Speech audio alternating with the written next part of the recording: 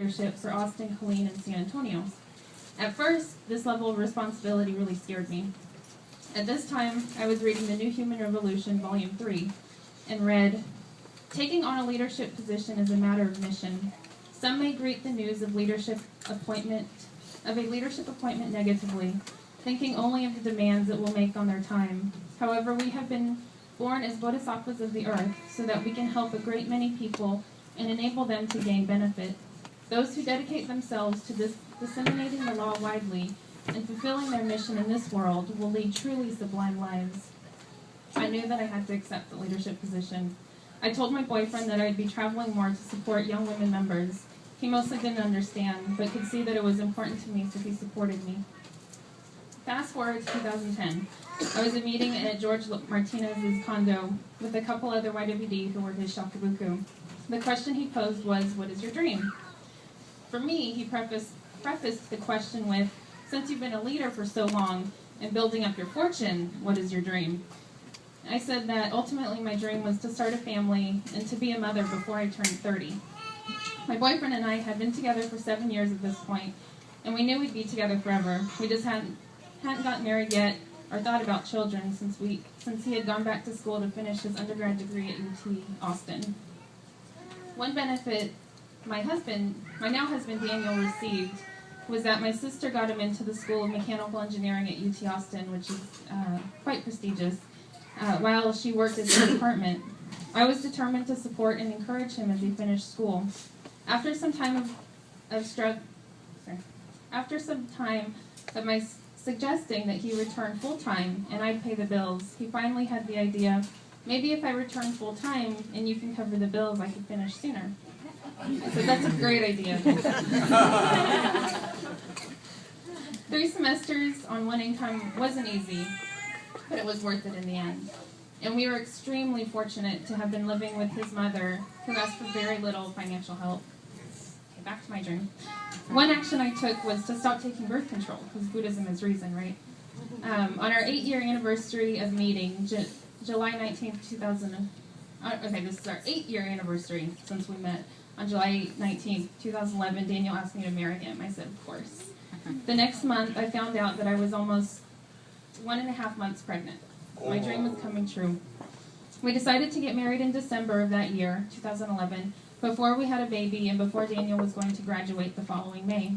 That was a whirlwind of 4 months. Morning sickness all day, full-time work, and planning a wedding. But I kept chanting, supporting my YWD as best I could, and attending as many meetings as possible. My wedding goal was that it would be a beautiful blue December day with all our family and friends in attendance, and it was. Even my sister commented, "Only Julia could get a day like this in December for her wedding." On April 10th, Daniel and I went to the store after he picked me up from work, where I began feeling contractions. Mom had convinced me that they were just Braxton Hicks, not full contractions. I never made it to work the next day. At 10:36 p.m., I had an amazing, beautiful fortune baby in my arms, and I entered motherhood 3 months before I turned 30.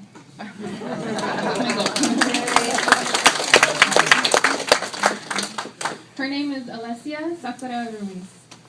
I chose Sakura, which is Japanese for cherry blossom and traditionally blooms in April, based on the Gosho quote in which the Daishonin states, "Cherry, plum, peach, and dansum blossoms all have their own qualities, and they manifest the 3 properties of the life of the Buddha without changing their character."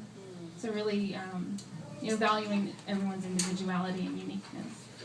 Daniel was in the last few weeks of his last year and was extremely busy with finishing classes and worrying about finding a job afterwards to support our new family. Graduation was a special achievement, years in the making, and with a new family by his side. Not in school or working, Daniel was able to stay home full-time with our daughter Alessia while I returned to work. He kept applying, sending out his resume to companies and online sites like Monster.com. He had a couple of calls, none of which were in design, which is what he really wanted. He would waver a bit sometimes, thinking about money and bills, but I would always try to remind him that we were okay for the time being, and that he shouldn't back away from his goal. In October of 2012, only 5 months after graduation, he got 2 interview requests from companies in Houston. I took a day off and we all drove into Houston.